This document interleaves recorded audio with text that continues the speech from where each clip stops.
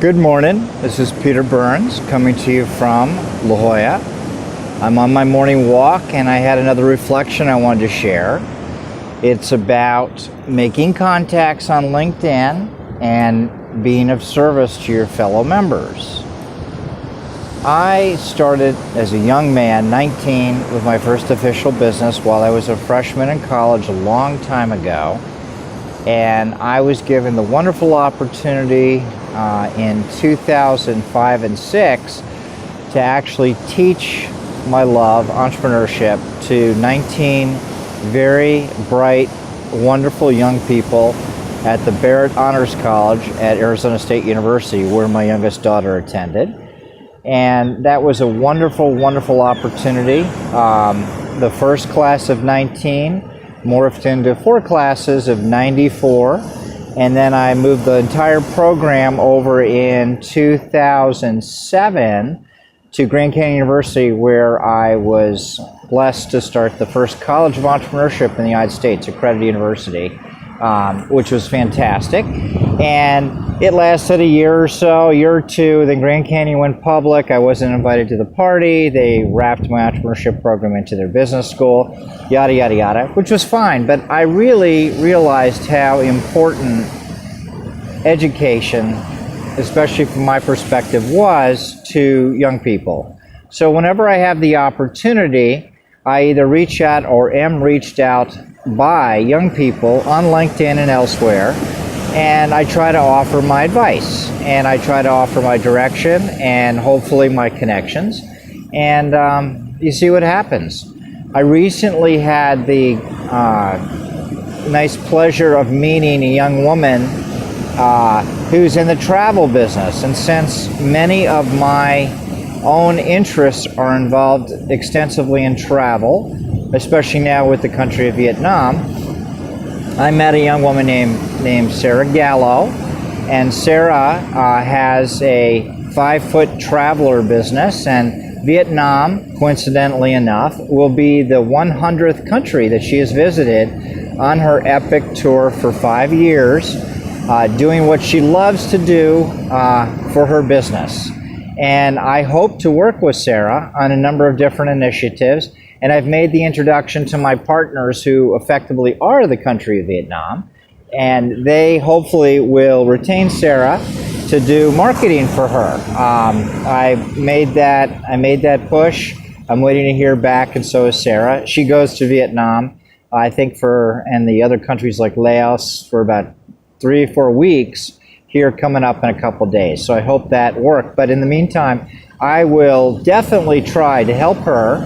And I have some great ideas involving a cryptocurrency project that I just started, coincidentally enough, in conjunction with the country of Vietnam. So we'll see where that leads. The last few days, I've met another young woman, and her name is Emily Crook, and she is a fledgling mortgage broker down in Florida. And I've watched a couple of her videos, and she's just got that wonderful, wonderful sense about her that lends people to like her and to want to reach out to her. I'm sure she'll be very successful. I communicated with her this morning briefly to find out why she got into mortgage brokering, because that's a very competitive business.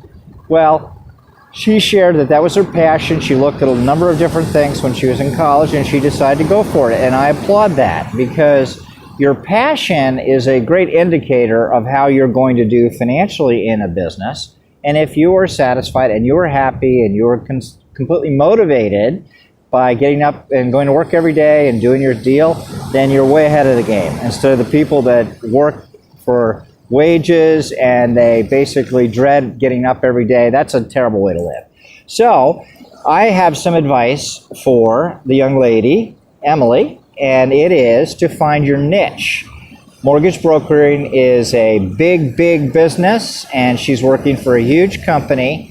And I think her videos that I've seen so far on LinkedIn are her selling point, her enthusiasm. And I think that if she could find a niche in her mortgage brokerage business, some demographic that she goes forward and she cultivates, she could use her growing